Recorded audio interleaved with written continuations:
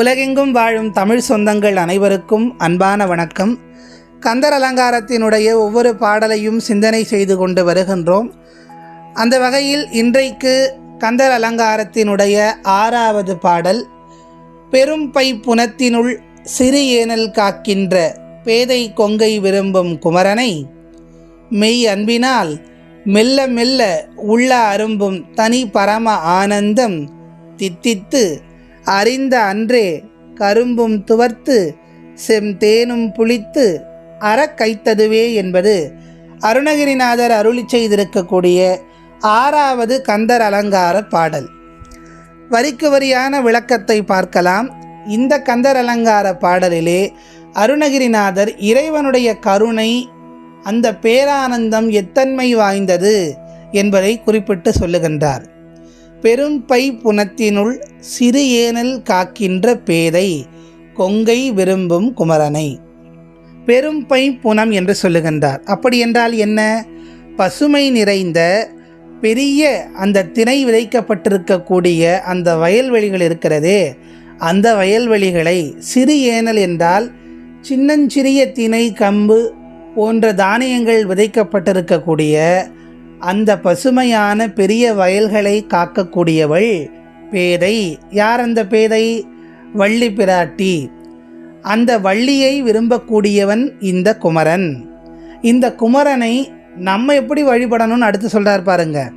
இந்த குமரனை மெய் அன்பினால், ரொம்ப ரொம்ப முக்கியமானது. ஏற்கனவே 2வது பாடலில் சொல்லியிருப்பார் எப்படி அவனுடைய கவியை கற்கணும் அப்படின்ட்டு, அன்பால் அப்படின்னு சொல்லிட்டு. அதைத்தான் இங்கே சொல்கிறாரு. பெரிய பெரிய யாகங்கள், பெரிய பெரிய தானங்கள், அவனுக்கு நிறைய பொருட்செலவுகள்லாம் பண்ணி மலர்களால் அர்ச்சித்து அந்த மாதிரிலாம் பண்ண வேண்டாம். உண்மையான அன்போடு முருகா முருகா என்று மெய் அன்பினால் உருகி சொல்வோருக்கு முருகன் முன்வந்து நிற்பான். அதைத்தான் சொல்லுகின்றார். மெய் அன்பினால் மெல்ல மெல்ல உள்ள அரும்பும் தனி பரமானந்தம் தித்தித்து. அப்படி முருகனை உண்மையான அன்பால், எப்படி ஒரு பூ அரும்புகிறதோ, ஒரு பூ மலர்கிறதோ, ஒரு பூ உடனே மலர்ந்து விடாது. இரவு ஆரம்பித்து அப்படியே மெல்ல மெல்ல மெல்ல மெல்ல மலர்ந்து காலையிலே அந்த பூ மலர்கிறது. ஒரு நொடி பொழுதெல்லாம் பூ மலர்வது கிடையாது.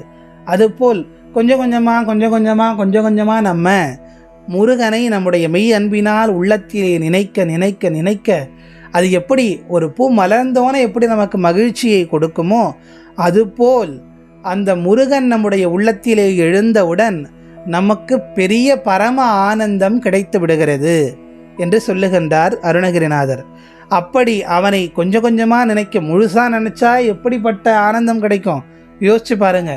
மெல்ல மெல்ல அவனை நினைக்கின்ற போதே தனி பரம ஆனந்தம் சொல்கிறாரு. அந்த மாதிரி ஒரு பரம ஆனந்தத்தை நம்மால் வேறு எதிலேயுமே அடைய முடியாது. அப்படிப்பட்ட தனி பரம ஆனந்தம். அந்த ஆனந்தம் எப்படி இருக்கிறதாம்? எந்த சுவையோடு? தித்தித்து அப்படின்னு சொல்கிறாரு. அப்படிப்பட்ட ஒரு பேரின்ப பெருநிலை அது. அந்த நிலையை அடைந்து விட்ட பிறகு அறிந்த அன்றே கரும்பும் துவர்த்து, அது எப்படி தித்திக்கிறது? அந்த தித்திப்புக்கு ஈடு இணையாக எதையுமே சொல்ல முடியாது. அது கிடைத்த பிறகு நான் கரும்பை சாப்பிட்டா அந்த கரும்பு எப்படி இருக்குன்னு சொல்கிறாரு? துவர்ப்பாக இருக்கிறது. யோசிச்சு பாருங்க. கரும்பினுடைய சுவை மிகவும் இனிப்பு சுவை. அந்த சுவையே மாறி துவர்க்கிறதாம். கரும்பு துவர்த்து செம்தேனும் புளித்து. இயற்கையாகவே தேன் என்றாலே அது மிகவும் இனிமையுடையது என்று நமக்கு தெரியும். இங்கே அந்த தேனிலும் உயர்வான தேனாக செந்தேன் என்று சொல்லுகின்றார். செந்தேனும் புளித்து. அப்படி இனிய சுவையோடு தித்திக்கக்கூடிய அந்த தேனும் புளித்து விடுகிறதாம். கரும்பு துவர்த்து விடுகிறது, செந்தேன் புளித்து விடுகிறது. புளித்து அறக்கைத்ததுவே. அறக்கைத்ததுவே என்றால் கசந்து போய்விட்டது என்று சொல்லுகின்றார். இந்த முருகனுடைய அந்த கருணை, அந்த அருள் கிடைத்து விட்டது. அந்த அருள் தித்திக்கிறது.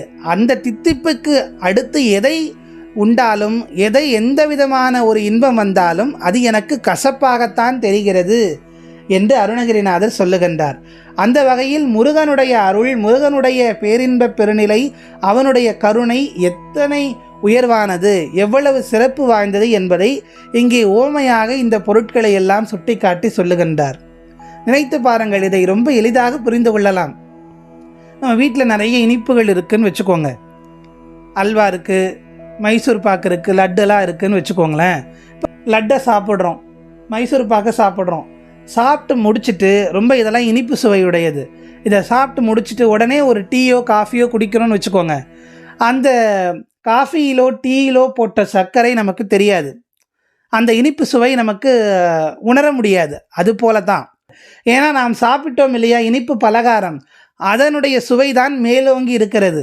அதனால் அந்த சுவைக்கு அடுத்து இதெல்லாம் நமக்கு ஒரு சுவையாகவே தெரியறதில்ல, உணர முடியறதில்ல. அது போலத்தான் முருகனுடைய இந்த பரமானந்த நிலையை அடைந்த பிறகு, அவனுடைய கருணையை நான் அடைந்து விட்ட பிறகு வேறு எந்த சுவையும் எனக்கு பெருசாக தெரியலை, வேறு எதுவுமே எனக்கு வேண்டாம். அதுதான் நம்முடைய பக்தியிலே உயர்வான நிலை. இறைவன்தான் எல்லாவற்றிலும் உயர்ந்தவன், அவனுடைய அந்த கருணை தான். அந்த கருணைக்கு ஒப்பா நீங்கள் எதையுமே கொண்டு வந்து வச்சிட முடியாது அப்படின்னு சொல்கிறாரு அருணகிரிநாதர். அதைத்தான் இந்த பாடலிலே மிக அழகாக சொல்லியிருப்பார். இறைவனை பற்றி கொள்ளுகின்ற போது பிற புற விஷயங்களிலிருந்து நாம் பற்றற்றவராகி விடுகிறோம். அதன் மீது நமக்கு பற்றுதல் இல்லாமல் இறைவனின் பால் நம்முடைய சிந்தை மனம் திரும்பி விடுகிறது. அதைத்தான் அருணகிரிநாதர் மிக அழகாக இந்த பாடலிலே சொல்லுகின்றார். இந்த பாடலை அன்றாடம் பாராயணம் செய்து முருகனுடைய முழு அருளையும் கருணையையும் நாம் பெறலாம், அந்த பேரின்ப பெருநிலையை நாமும் அடையலாம் என்று சொல்லி மீண்டும் அடுத்த கந்தர் அலங்கார பாடலில் உங்கள் அனைவரையும் சந்திக்கிறேன். நன்றி, வணக்கம்.